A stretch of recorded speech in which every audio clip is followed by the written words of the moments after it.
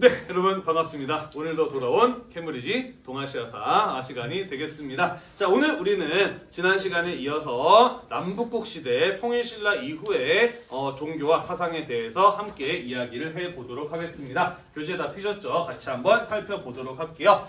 자, 이번 시간에 우리가 다룰 내용 중에 먼저 불교에 대해서부터 이야기를 할 겁니다. 통일신라 시대 때의 불교 이야기부터 먼저 시작하려고 하는데요. 자, 선생님의 수업의 특징 들어봐서 알겠습니다만은 사실 교과서에 나오는 내용은 여기서부터 여기까지밖에 안 돼요. 그런데 왜 이렇게 많은 내용을 가져왔느냐? 사실 이 내용을 제대로 이해하려면 이런 부분들을 알아야 되기 때문이거든요.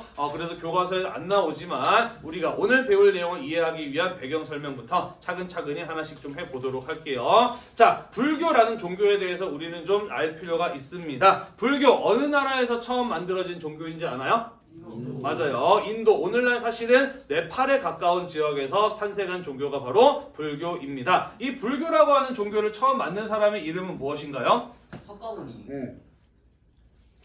우리는 이 사람을 석가모니 부처라고 부르는데 이 사람의 본명은 고타마 시다르타라고 하는 사람입니다. 자, 고타마 시다르타라고 하는 사람은 기원전 6세기에서 5세기경에 걸쳐서 살았던 사람인데요. 이 사람은 원래 샤카라고 하는 부족의 왕국에서 왕자로 태어났던 사람입니다. 왕자로 태어났던 사람이기 때문에 사실 무엇 하나 부족함 없이 풍요롭게 살았던 사람이에요. 자, 하지만 이 사람이 청소년기를 지나면서 괴로울 정도로, 죽고 싶을 만큼 괴로울 정도로 죽고 싶진 않았겠지? 근데 아무튼 매우 괴로운 고민을 갖게 됩니다. 그게 바로 무엇이냐면요. 과연 인간은 누구나 태어나면 늙고 병들어 죽을 수밖에 없는가에 대한 고민이었습니다. 나는 늙고 병들어 죽고 싶지 않은데 모든 인간은 늙고 병들어 죽는 모습을 보는 거예요. 그러면서 어떻게 하면 이로부터 내가 벗어날 수 있을까를 고민하게 되는 겁니다. 자, 그 고민이 자신을 너무나도 괴롭혔기 때문에 자신은 이 답을 찾지 않으면 너무나도 힘들었던 거예요. 자, 그래서 고타마 시다르타의 경우에는 왕자의 신분을 버리고 출가하게 되는 겁니다. 출가가 뭘까요? 네, 집을 나가는 가출과의 차이점은 뭔가요? 가출은 그냥 집을 나가는 거라고 한다면 출가는 불교에서 스님이 되는 걸 가지고 출가라고 이야기를 해요. 평범한 사람의 삶을 버리고 수행자의 삶을 선택하는 것을 일컬어 출가라고 이야기를 합니다. 다시 말해서 고타마 시다르타의 경우에는 스님이 되기로 한 거예요. 내 고민을 해결해 줄 수 있는 스승을 찾고자 왕자의 신분을 버리고 인도 전역을 떠돌아다니면서 수행을 하기 시작을 합니다. 유명하다는 스승, 종교가, 철학자 등등을 만나면서 그들의 이야기를 듣고 이 사람들이 제시했던 여러 가지 힘든 수행 같은 것들을 했습니다만은 그 누구도 그 어떤 수행도 자신이 가지고 있는 이 고민에 대한 뚜렷한 해결책이 되어주지 못하였던 것이에요. 자, 그래서 이 고타마 시다르타는 안 되겠다. 내가 가지고 있는 그 고민에 대한 이 답은 나 스스로 찾는 수밖에 없겠다 라고 결심을 하게 됩니다. 자, 그래서 보리수 나무 아래에서 깊은 명상에 들어가게 돼요. 불교에서는 자기 자신을 깊게 관찰하는 명상을 일컬어 참선이라고 이야기를 합니다. 자, 그래서 오랜 시간 이 참선, 명상을 했던 고타마 시다르타는 마침내 어떠한 깨달음을 얻게 됩니다. 자신을 괴롭혔던 고민에 대한 깨달음을 얻게 돼요. 그가 깨달은 바는 무엇이었느냐? 이게 사실 불교 교리의 핵심인데요. 선생님이 제대로 알고 설명하는지는 모르겠습니다만은 내가 파악하기로는 이래요. 늙고 병들어 죽는 것을 피할 수 있는 사람은 아무도 없습니다. 그런데 왜 인간은 이것 때문에 괴로워할까? 그 이유는 무엇이냐면 늙기 때문에 괴로운 것이 아니라 늙고 싶지 않아서 괴로운 거예요. 병들고 싶지 않아서, 죽고 싶지 않다라고 하는 나의 무엇 때문에? 욕심 때문에 괴롭다라고 하는 것을 깨달았다라고 합니다. 이것뿐만 아니라 이 세상의 모든 사람들이 괴로운 이유는 어떤 일이 일어나서 괴롭다기보다는 그렇지 않고 싶다라고 하는, 또는 내가 어떻게 되고 싶다, 무엇을 하고 싶다라는 욕심 때문에 괴롭다라는 거예요. 자, 여러분들을 괴롭게 만드는 것들 어떤 것들이 있나요? 공부를 더 잘하고 싶어요. 남자친구, 여자친구를 사귀고 싶어요. 잘생겨지고 예뻐지고 싶어요. 이런 것들 때문에 여러분들이 괴로움을 겪고 있지 않나요? 네, 그럴 수 있죠. 그죠? 자, 그러면 공부 잘하는 애들은 과연 정말 괴로워 보이지 않더니 무조건 행복해 보이더니?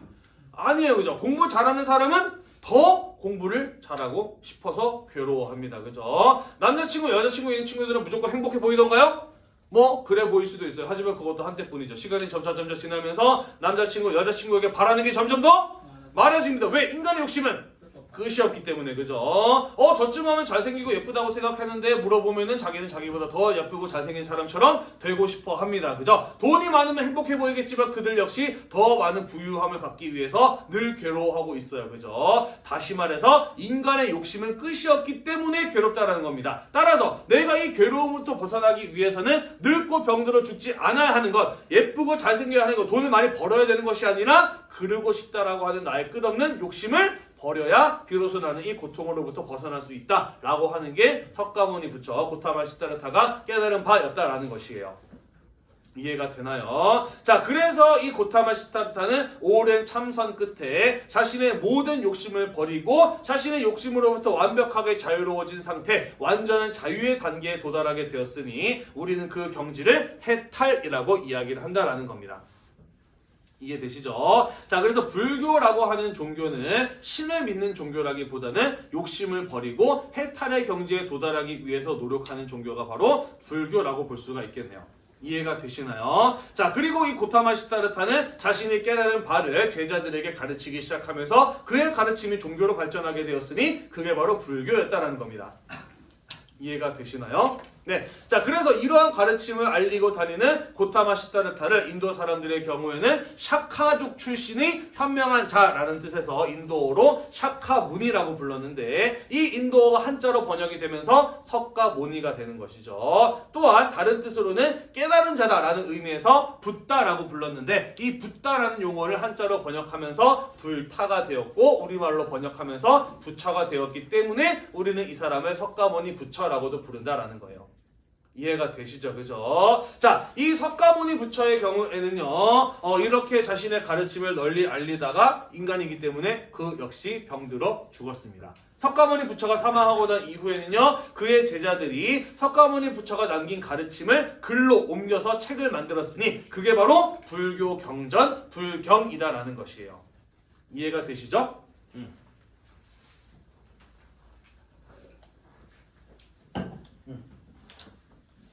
자, 한편 이 불교는 중국에 전해지게 됩니다. 언제 전해지게 되느냐? 기원을 전후한 시기 1년 즈음에 중국에 전해지게 돼요. 이때쯤 불교가 중국에 전해질 수 있었던 까닭은 뭐냐면요. 실크로드 아나요?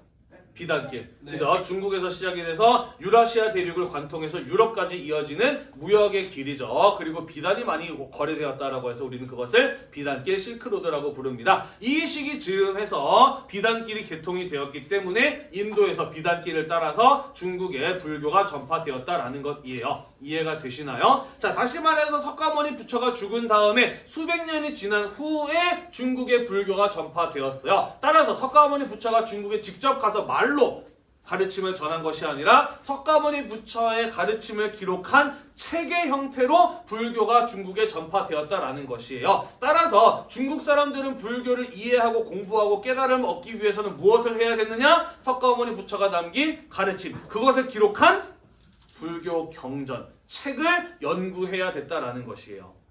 이해되시죠? 자, 이렇게 불교 경전의 연구를 통해서 깨달음을 얻으려는 불교 종파를 일컬어 교종이라고 이야기를 합니다. 석가모니 부처가 죽고 난 이후에 불교는 수많은 갈래로 여러 가지 종류로 나뉘어지게 돼요. 우리가 예수님을 믿는 종교도 천주교와 기독교로 나뉘어졌잖아요. 그죠? 마찬가지로 불교의 경우에도 수많은 갈래로 나뉘어지게 되는데 그 가운데 중국에 전파되어 불교 경전을 연구함으로써 깨달음을 얻으려는 불교 종파를 일컬어 교종이라고 한다라는 거예요. 이해되었나요?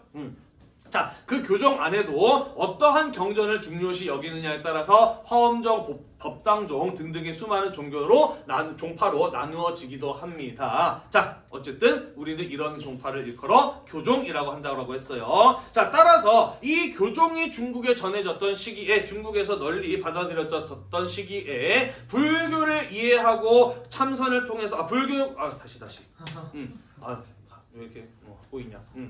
불교 경전을 이해를 함으로써 깨달음을 얻고자 하는 사람들은 기본적으로 어떤 능력이 필요했을까? 교종은 뭐 하는 종파라고? 불교 경전을 연구해서 깨달음을 얻으려는 종파라고. 그러면 불교 경전을 연구하려면 기본적으로 뭘 할 줄 알아야 돼? 글을 읽을 줄 알아야 돼요. 그죠? 자, 그런데 이때 당시에는 글을 읽을 줄 아는 사람들이 많았을까?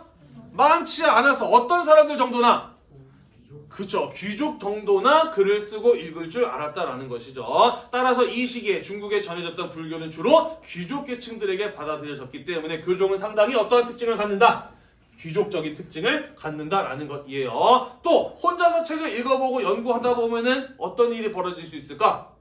모르는 부분이 생겨요. 여러분들 모르는 거 생기면 어떻게 하지? 누구한테? 선생님한테 가서 물어보죠. 그죠? 자, 불교 경전을 연구해야 되는 것이었기 때문에 가르쳐주는 사람, 스승의 존재가 굉장히 중요했어요. 그래서 교종이라고 하는 종파에서는 그의 스승이 갖는 권위가 상당히 강했다라는 겁니다. 따라서 교종의 경우에는 귀족적인과 동시에 상당히 권위적인 특징을 갖는 불교 종파였다라는 거예요. 이해되나요? 다녀오세요. 자, 그래서 이러한 특징을 갖는 교종이라고 하는 불교의 종파가 중국에서 만들어졌고 그것을 우리나라가 고구려 백제 삼국시대 때 받아들였다라는 거예요. 그래서 삼국시대 때 우리나라에 처음 들어온 불교의 경우에는 교종이었기 때문에 상당히 귀족적이고 권위적인 특징을 갖는다라는 겁니다. 따라서 일반 서민 백성들의 경우에는 불교에 접근하기가 상당히 어려웠다라는 이야기인 것이에요. 이해가 되시죠? 자, 하지만 시간이 몇백 년 지나면서 통일신라 시기쯤 오게 되면은 이제는 조금 불교에 대해서 이해하는 사람들의 숫자도 늘어났을 뿐만 아니라 처음에는 그냥 불교라는 종교가 뭔지 아는 정도였다라고 한다면 통일신라 시기쯤 오게 되면은 우리나라에서도 나름 불교에 대해서 깊이 있고 수준 높은 연구를 이뤄낸 사람들이 나타나기 시작한다라는 겁니다. 그 대표적인 인물을 꼽아보자면 통일신라를 대표하는 승려 두 명이요. 누구랑 누구냐? 원효와 의상입니다. 원효대사와 의상대사와 같이 상당히 수준 높은 불교적인 성과를 이뤄낸 연구의 성과를 이뤄낸 이런 사람들이 나타나기도 한다라는 것이죠.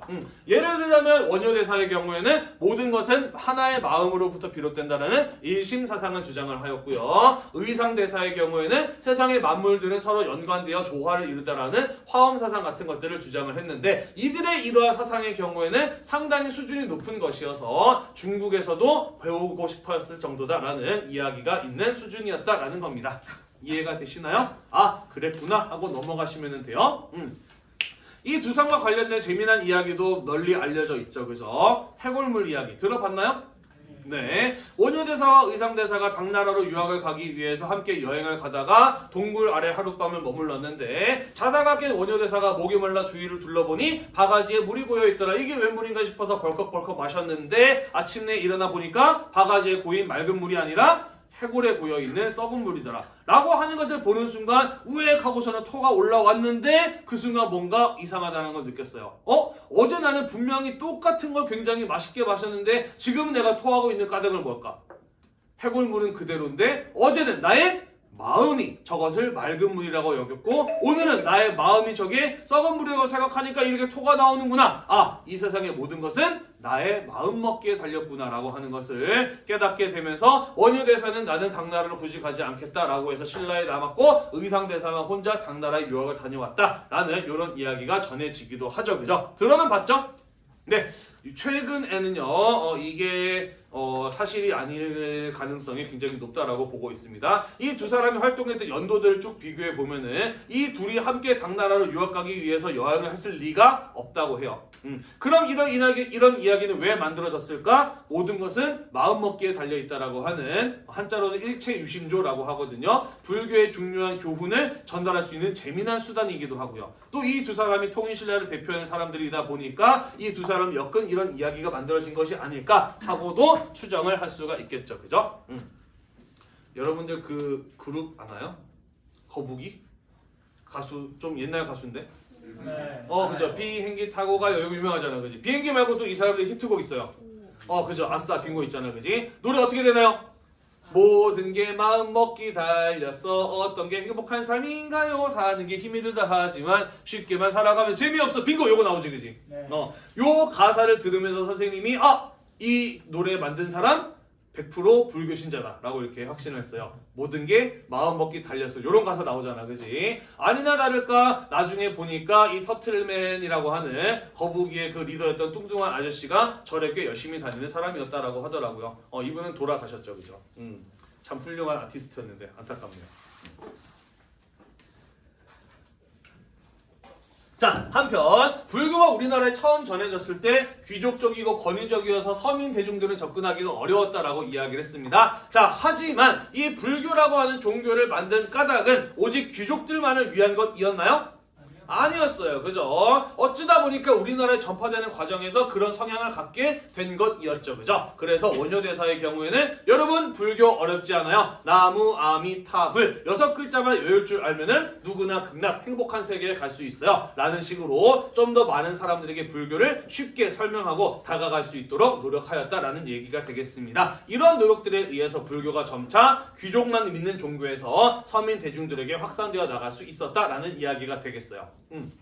자, 쭉 들어보다 보니까 불교라고 하는 종교는 단순히 신을 믿고 기도하면 행복해질 수 있다라고 하는 이런 차원의 것이 아니라 나의 욕심이 고통이 원인임을 깨닫고 그것을 버려야 한다라는 꽤나 어려운 종교라는 느낌이 들죠. 그죠? 그러다 보니까 신라에서 불교를 믿고 공부하는 사람들, 스님들 같은 경우에도 도대체 뭘 모르겠다, 어떻게 해야 되는지 모르겠어, 이런 것들에 대한 답답함을 느낀 사람들도 당연히 있었을 것이에요. 그죠? 자, 그래서 신라에서 모르겠다라고 하는 것에 대한 답을 찾기 위해서 우리나라보다 더 불교가 발전했던 어디? 중국으로 유학을 가는 사람들도 있었다라는 것이죠. 예를 들자면 바로 이 의상대사 같은 경우가 당나라에 유학을 갔다가 거기에서 화엄종이라고 하는 것을 보고 배워서 우리나라에 와서 해동화엄정이라고 하는 새로운 불교 종파를 만들어내기도 했다라는 것이에요. 그러면서 불교라고 하는 종교를 매개로 해서 활발한 국제적인 교류가 이루어지게 되면서 불교가 더욱더 발전할 수 있었다라는 얘기가 되겠습니다. 마찬가지로 사람이 이동을 하면은 문화도 함께 이동을 하거든요. 그러면서 이런 어떤 승려들의 국제적인 교류를 통해서 세계 각국의 문화와 기술들이 서로 교류하는 이러한 성과를 거두기도 하였다라는 이야기예요. 한편 중국에 가서도 모르겠으면 어떻게 했을까? 그렇죠. 원산지 인도까지 가보자 라는 사람들도 당연히 있었다라는 거예요. 그죠? 그 대표적인 인물이 누구냐면 바로 신라의 대표적인 승려로서 또 해초 같은 사람을 꼽아볼 수가 있어요. 신라 사람으로 당나라에 유학을 갔다가 당나라에서 만난 스승에게 인도 유학을 권유받습니다. 그래서 당나라에서 배를 타고 인도에 가서 불교를 공부하고 비단길 실크로드를 따라 다시 중국으로 돌아왔던 사람이 바로 이 해초라고 하는 사람이 되겠습니다. 그리고 이 사람은요, 자신의 그러한 여행의 경험을 책으로 기록해서 남기니 그 책이 바로 왕오천축국전이라고 하는 책이 되겠습니다. 왕오천축국전, 왜 책 이름이 이렇느냐? 왕복했다라는 것이에요. 오, 나라는 뜻입니다. 천축국, 당시의 인도와 그 주변 나라들을 천축국이라고 불렀거든요. 그래서 왕오천축국전이라고 하는 책의 제목을 우리말로 번역을 하자면 내가 인도에 다녀온 이야기 정도로 번역을 할 수가 있겠네요. 그죠? 네, 뭐 이러한 사람들도 있었다라는 거 알고 넘어가시면 되겠습니다. 이해됐나요? 네, 별로 어려울 것 없죠, 그죠? 자, 그러다가 신라 말로 가게 되면서 선종이 유행했다라고 되어 있는데 그러면 선종이라고 하는 건 또 뭐냐? 뭐 새롭게 설명할 게 너무 많아요, 그죠? 자, 선종이란 여러분들 지난번에 선생님이 이야기했었는데요. 우리나라가 4세기, 5세기, 6세기경에 삼국이 한강을 차지하기 위해서 치열하게 싸우고 있는 동안 중국은 위진 남북조시다라고 해서 분열기였다라고 이야기를 하였어요. 그죠? 이 달마라고 하는 사람이 위진 남북조시대 때 살았던 사람인데 그가 교종을 비판하면서 새롭게 만들어낸 불교 종파가 바로 선종이라고 하는 것입니다. 달마라는 사람 들어봤나요? 혹시 여러분들 지나가다가 뭐 이렇게 생긴 그림 본 적 있잖아요. 이게 두꺼운 어떤 도포 같은 걸 쓰고 있고 눈썹이 송충이처럼 굉장히 크고 진해. 눈은 되게 부릅뜨고 있고 코도 크고 그리고 그 주변에 이렇게 빳빳한 수염 같은 것들 이렇게 나 있는 이런 우락부락하게 생긴 사람의 모습 본 적 있지 않나요? 이런 거? 어디서 이런 거 본 거 같지 않아? 달마도라고 하는 거 전혀 못 봤어? 달마는 아는데. 응? 달마는 아는데. 네, 이 달마도라고 하는 그림, 네, 달마대사를 그린 것이거든요. 자, 이 달마대사라고 하는 사람은 정말 유명한 사람이에요.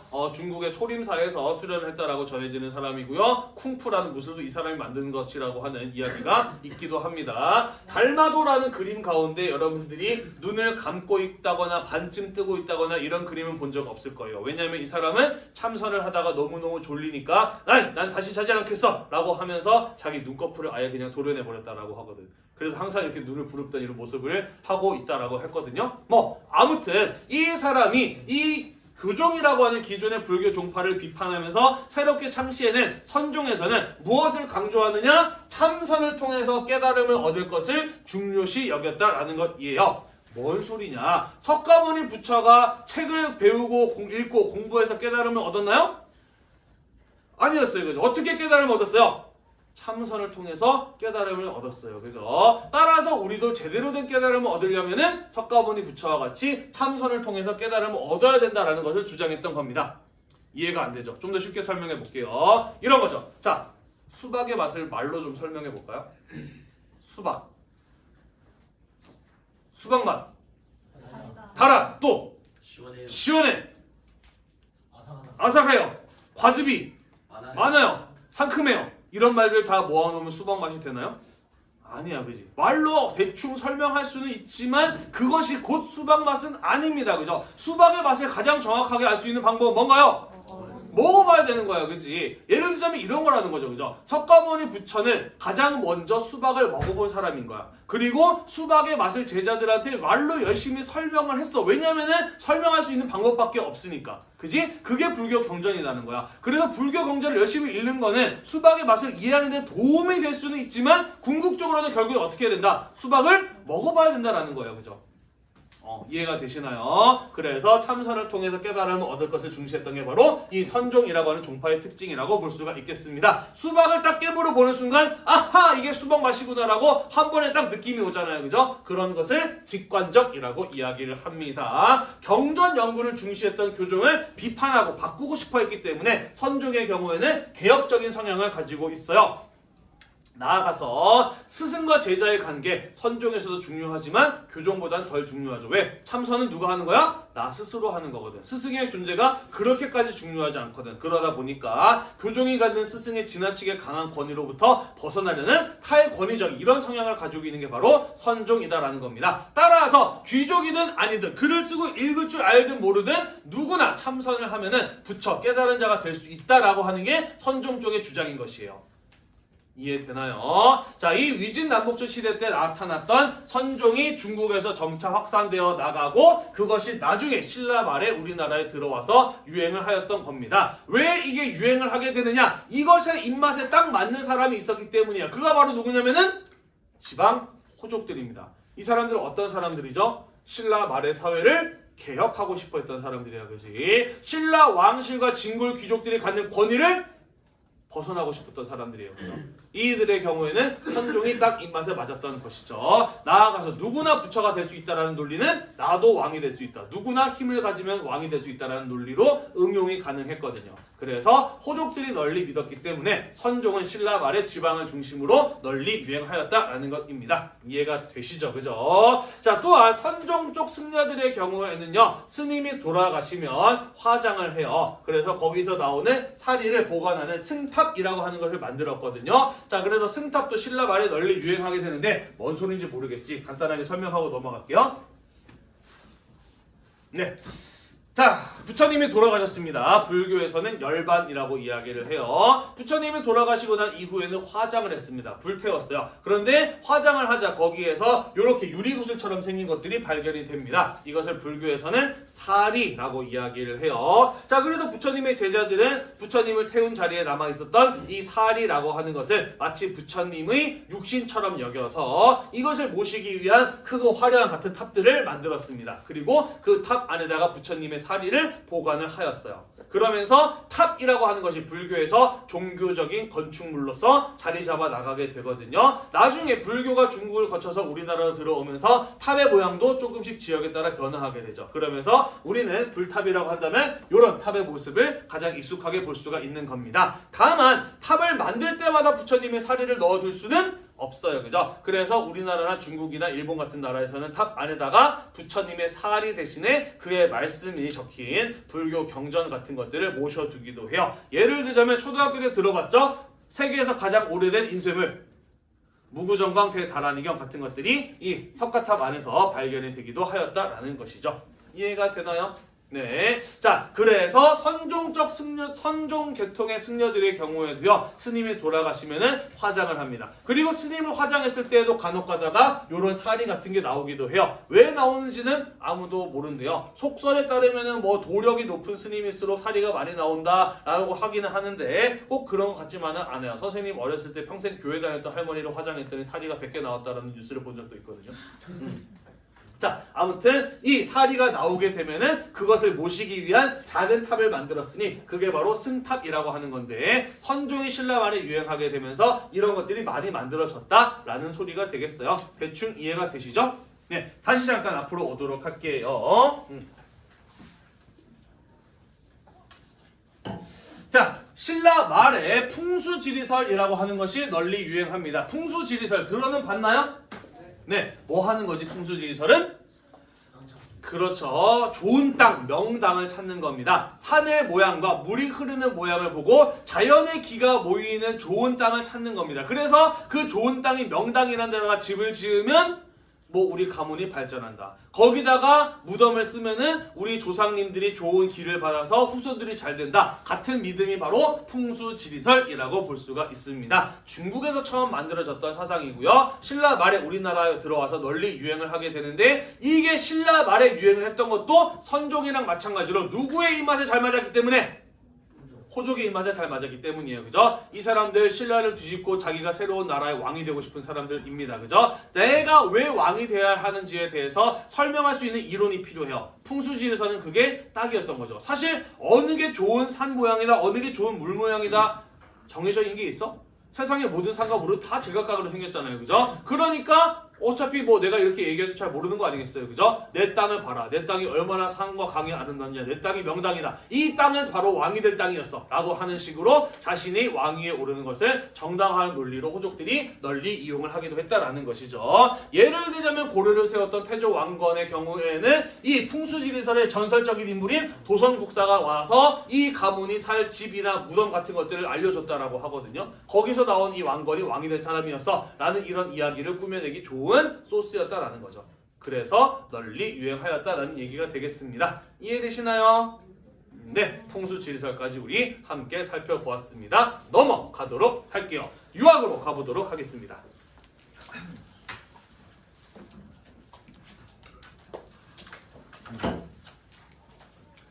자, 유학 보도록 하겠습니다. 자, 유학의 경우에는 무엇을 강조한다 그랬냐면은 부모에게 효도하듯 임금에게 충성하면 가정이 평화롭고 나라가 평화로울 수 있다라고 하는 게 유학의 핵심이다라고 이야기를 했어요. 그죠? 자, 따라서 효와 충을 강조하는 이 유교와 유학의 경우에는 왕권을 강화하는 데 유용하였기 때문에 삼국시대 때 고구려, 백제, 신라 모두가 중국으로부터 받아들였다라는 이런 이야기 했었습니다. 기억이 나나요? 네, 자, 그러면 이러한 유학은 통일신라 시대 때에도 여전히 중앙집권과 왕권 강화에 쓸모가 있었을까요?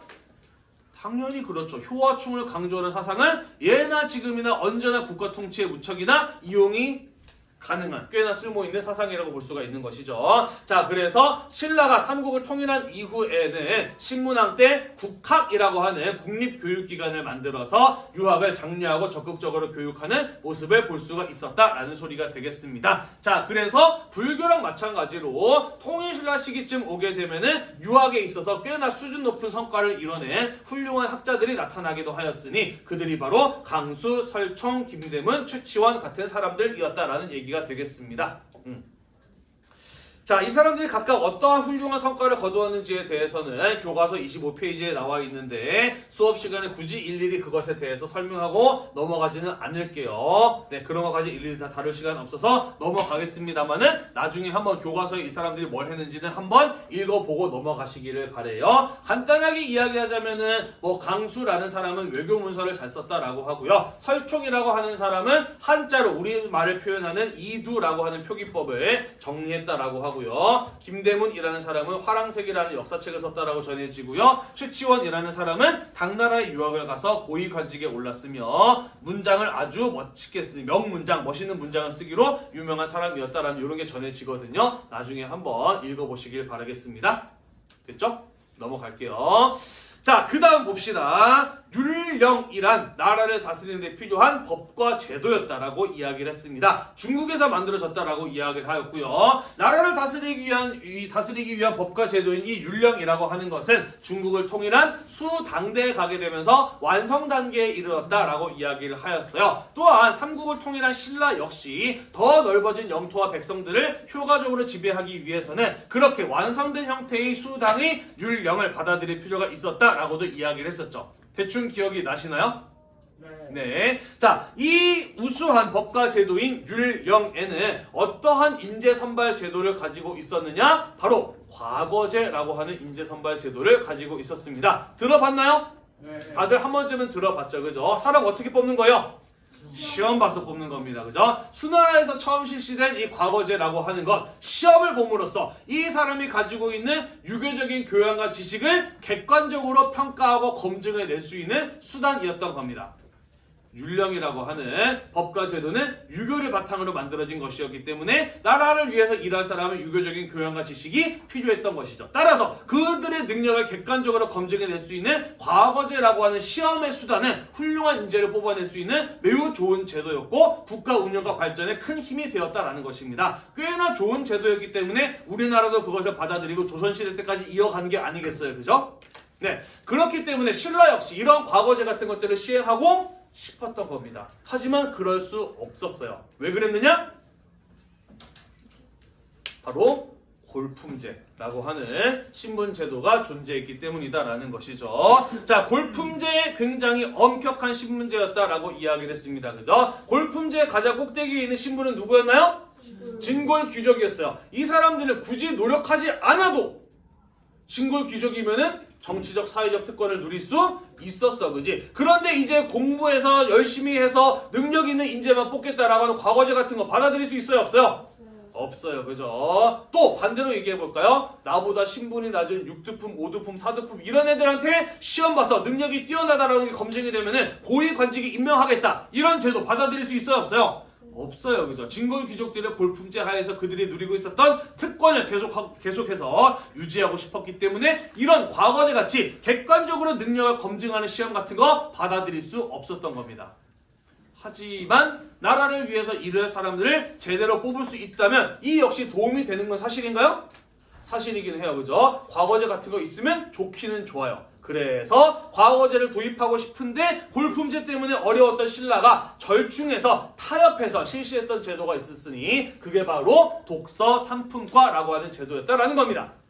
자, 어떤 식으로 사람을 뽑는 것이냐, 이런 거였어요. 국학에서 공부하는 학생들 가운데 유교 경전에 대해서 얼마나 이해하고 있는가를 시험을 보는 겁니다. 그래서 그 수준에 따라서 성적을 크게 3개의 등급으로 나누는 거예요. 상품, 중품, 하품 3개의 등급으로 나누는 겁니다. 그래서 이름이 뭐예요? 독서 삼품과인 것이에요. 독서 출신과라고도 합니다. 자, 그리고 그 시험 성적을 가지고 주로 지방에 있는 관리들을 뽑을 때 참고한 제도가 독서 삼품과예요. 여기서 우리는 2가지에 주목해야 됩니다. 주로 지방 관리를 뽑을 때 참고했다라는 거예요. 그러면 중앙 관리는 누구의 차지였다? 중앙 관리는 어차피 중앙의 중요한 관직들은 어차피 누구 차지였다? 진골 귀족들 차지였다라는 겁니다. 그죠? 지방 관리를 뽑을 때 조금 덜 중요한 일 뽑을 때 이용했다라는 거예요. 2번째, 시험의 성적이 적극 반영이 된 게 아니라 참고했다라고 하는 것은 사람을 뽑을 때 시험 성적보다 뭘 더 중요시 여겼다? 그죠? 그 사람의 신분제 사회니까요. 그죠? 신분을 더 중시했다라는 것을 알 수 있는 것이죠. 그죠? 자, 따라서 통일신라 시대 때에도 여전히 육두품 같은 사람들의 경우에는 불만이 많을 수밖에 없었다. 내가 아무리 열심히 노력하고 훌륭한 능력을 가졌다고 하더라도 골품제의 벽에 막혀서 진골 귀족들을 뛰어넘을 수가 없었던 겁니다. 그래서 이 통일신라 시대 육두품들은 다음 3가지 패턴으로 나뉘어지게 돼요. 첫 번째, 왕편이 되는 겁니다. 열심히 공부해서 능력을 인정받아서 귀족들보다 위에 있는 왕의 손과 발이 되어서 자신의 능력을 발휘할 수 있는 기회를 얻는 것이 첫 번째 사례인 거예요. 2번째는 나는 골품제 따위가 없는 헬신라를 떠나서 골품제 따위가 없는 곳에 가서 나의 능력을 인정받겠어. 어디로 가는 거예요?